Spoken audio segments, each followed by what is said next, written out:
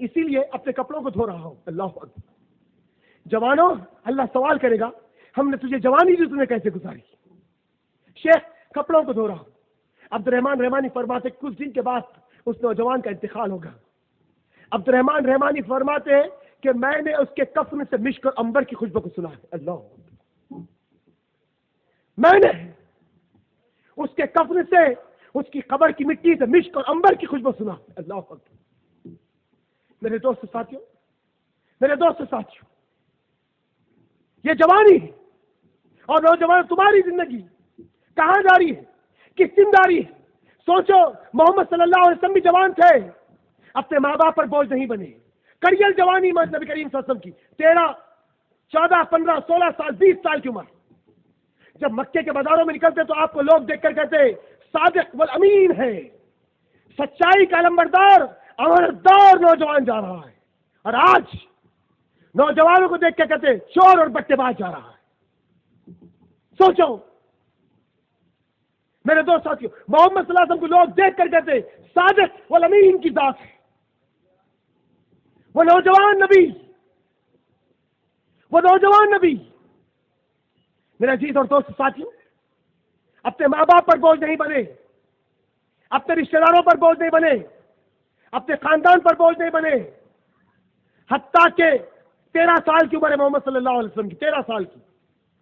گلابان بن کر آپ بھیڑوں کو لے کر بکریوں کو لے کر اونٹوں کے ریول کو لے کر آپ چرانے کے لیے نکل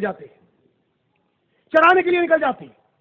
اور رات کا وقت جب بیتتا تو لوٹ کے آتے مغرب کے قریب تو دھول میں لت پت کپڑے ہوتے ہیں, سر میں دھول اور گرد آلود پر جسم ہوتا.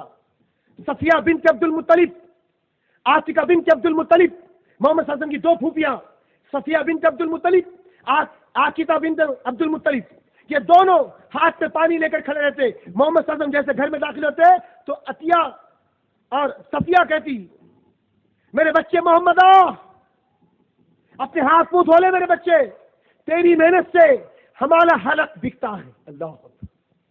تیری محنت سے ہمارا حلق بکتا ہے میرے بچے. میرے دوست ساتھی سوچو آج کئی نوجوان ہے نا جو 10 بجے تک گھر میں چیتے پڑے رہتے ہیں, اوندے پڑے رہتے ہیں. بوڑھا باپ بٹی پکڑ کر بازاروں سے سودا لاتا ہے, کریل نوجوان گھر میں سوتے پڑا ہوا ہے. بوڑھا باپ تمہارے مستقبل کو سنوارنے کے لیے لوگوں سے قرضے لے کر آتا ہے. اور کئی آج ایسے بھی نوجوان ہیں جو 2 3 4 4 بچوں کے باپ بن چکے ہیں, آج بھی باپ اور ماں کی پنشن پہ زندگی بسر کرتے ہیں. آج بھی ماں باپ پہ بوجھ بنے ہوئے. نوجوان گھر میں اوندا پڑا ہوا ہے. بوڑھا باپ سردی میں نکل کر اپنی بہنوں کو اسکول چھوڑ رہا ہے, اپنے گھر کا سودا لا رہا ہے, پانی بھر رہا ہے, نل سے لا کر گھر میں ڈال رہا ہے. عزیز اور دوست ساتھیوں کہاں ہے جوانیاں؟ فلموں کے ہیرو کٹنگ کٹانے کے لیے باپ کی پاکٹ میں سے پیسے چوری کر لینا, سودا اگر منگائے تو پیسے مار لینا, گولڈ فلیکس سگریٹ پینے کے لیے, چائے پینے کے لیے, جھوٹے ڈیٹا دینے کے لیے. سوچو دوست ساتھیوں, ارے باپ گھر میں بیمار پڑا ہوا ہے, کوئی اس کا پرسان حال نہیں. گھر میں ماں بیمار پڑی ہوئی ہے, کوئی اس کا پرسان حال نہیں. گھر کے کام سے نوجوان کو نفرت آتی ہے. اگر پڑوسی میں اچھی انٹی ہے تو اس کا کام کرتی. اگر پڑوسی میں اچھی انٹی ہے اور اس کے پاس اچھے 2 پرکلیاں ہیں تو بولو انٹی کیا کر سکتا ہوں میں تمہارے لیے؟ آپ کے بچوں کو کالج سے لا لوں, آپ کے گھر کا پانی بھر دوں. ارے غلام تیری زندگی تو تیرے ماں باپ کے ساتھ تھی. ارے زرخریز غلام تیرے بوڑھے ماں باپ گھر میں پڑے ہوئے ہیں, کمزور باپ اٹھ کے پانی بھر رہا ہے اور تو انٹی کی خدمت کر رہا. شرم آنی چاہیے ان نوجوانوں کو. رات میں اگر بارش ہوتی ہے تو ماں اور باپ خود کچے میں سو کر اولاد کو سوکھے میں سلا دیتے تھے, خود بھوکے رہ کر اپنی اولاد کا پیٹ بھرتے تھے. باہر لوگوں سے قرضے لیے اولاد کا مستقبل بنانے کے لیے. گالیاں سنی بازاروں میں, چوراہوں پر ذلیل ہوئے اولاد کے خاطر. یہ اولاد جب بڑی ہو گئی تو باپ کو لات, ماں کو تماچا مار رہی ہے. سوچئے تم جب گھر سے دیر سے آتے ہو تو تمہاری ماں باپ کا دل بے چین و بے قرار ہوتا ہے, اور تم جس کو نکاح کر کے لائے وہ بڑی مست سو رہی ہے. ماں ہے کہ ٹکٹکاتی نگاہ سے گھر کو دیکھ رہی، دروازے کو دیکھ رہی، باپ ہے کہ باہر ٹہل رہا ہے کہ میرا بچہ آنے سے ڈرتا ہے، اندھیرے سے میرا بچہ بچپنے سے ڈرتا تھا۔ یہ اولاد کا احساس ہے ماں باپ کے پاس، اور اولاد ان کر کر شک کو چھپا کر شک کے اندر جورو کے لیے خلاقن لا کر ہے۔ یہ اولاد، ارے یہ وہی باپ تھا رات کے 12 بجے کو سائیکل پہ آتا تو راستے میں کھانے کی دکان، میٹھے کی دکان سے اپنی اولاد کے لیے پڑیا بنا کے لاتا تھا۔ اور آج ظالم، تیرا باپ بوڑھا ہو گیا ہے، تیرا نکاح ہو گیا ہے، تو اپنی بیوی کی آرلی کے لیے جورو کو بھی لا کے کھلاتا، بوڑھے ماں باپ کو چھوڑ دیا۔ ارے یہی باپ تھا جو خود پیٹ پہ پتھر رکھ کے تجھے پالا تھا۔ سوچو، احساس کرو نوجوانوں، جوانی کہاں جا رہی؟ میری بات اچھی لگے یا بری لگے، بیان اچھا دکھے یا برا دکھے، بیان کو بلانا ہے تو بلاؤ، نہ تو کوئی بات نہیں، ہزاروں جگہ بیان کرنے کے لیے۔ لیکن اگر آپ کے دلوں میں احساس پیدا نہیں ہوگا تو میرا بولنا اور آپ کا سننا کوئی معنی نہیں ہوتا۔